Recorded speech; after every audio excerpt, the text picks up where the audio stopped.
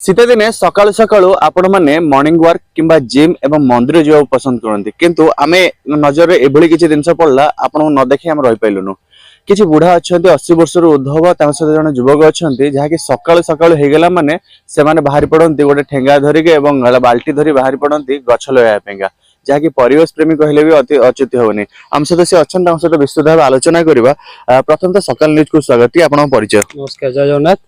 मो ना दीप्ति रंजन देव, घर सिटी रोड मठवाड़ा। अच्छा, आमे देखिलु जे आपण सकाळ सकाळ हेगला माने आपण मौसा सहित आसंती गछ लगाया पेंगा केते वर्ष लेने आरंभ करलेने को आइडिया नै गछ लगाया पेंगा गछ प्रति इंटरेस्टेड?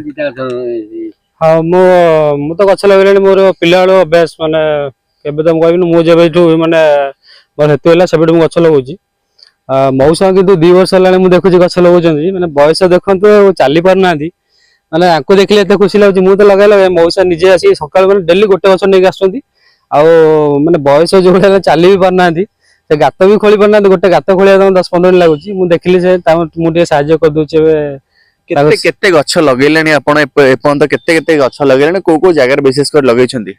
मु तो विशेष करी तालबणी अंचल लगाई बर गछ ओस्त गछ आ मौसा 2 वर्ष लगेलेनी एठी प्राय देखि पारथु ए सब 40-50 टा गछ होई सारिबनी मौसांगर।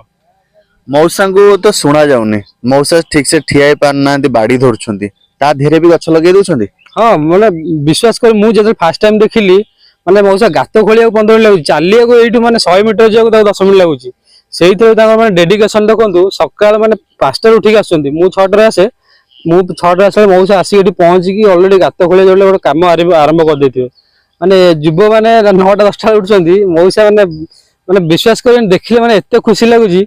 मौसा बयस 80 प्लस हबो से सकाळ 5 टा उठी आसी सकाळ पहुंची जाउछन गोटे गछ लागो तो मिनिमम 2 घंटा 3 घंटा लागुची से एकुटी एतले करछन। मु तापर एबेटी 10-15 लाख सहाय्य करछि। निश्चित भावे ये होचन से मौसा देखेबी ये होचन से मौसा जहा कि गोटे बाड़ी धरछंदी एवं गोटे घंटा पिनछंदी एवं स्वेटरटा पिनछंदी तथापि देहरे माने शक्ति नाही किंतु से गछ लगाया पे बहुत इंटरेस्टेड। मौसा कम सुनाउछ तथापि हम चेष्टा करिया मौसा सहित कथा दहा पेंगा। मौसा ना कोन कोन पात्र अच्छा गछ केबेटु लगेलनी? एटी एटी एटी ए जंगल रे 2 वर्ष काले जंगल केते केते वर्ष हेलेनी लगेलनी?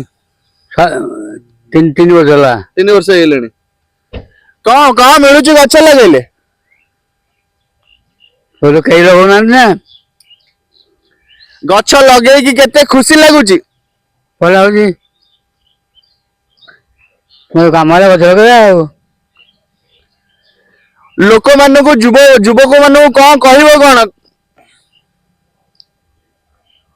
तू कौन कहबी गछ लगौची निश्चित भाव सकाल सकाल हेगला परे मौसा बाहरी पड़ती ए बाड़ी धरिकी बाहरी पड़ती जहाँ कि गछ लगे प्रत्येक दिन गोटे गोटे गछ 3 वर्ष है प्रत्येक दिन सकाल 5 टा उठुंट गोटे गोटे गछ नहीं आसुँच बुदान जंगल आखपाख जंगल गछ माने लगे से परिवेश को अलग नजर देखुं कहीं बयस देखु कहीं आजिकल युवपीढ़ी मैंने आजिकल युवपीढ़ी मैंने सकाल सकाल जिम हूँ एक्सरसाइज हूँ मॉर्निंग वर्क हूँ जहाँ भी कर मौसा देखो मौसा 80 वर्ष ऊर्ध्व हेले किंतु तांकर गछ लगा जो है येटा अच्छी सेटा भी बदलेनी।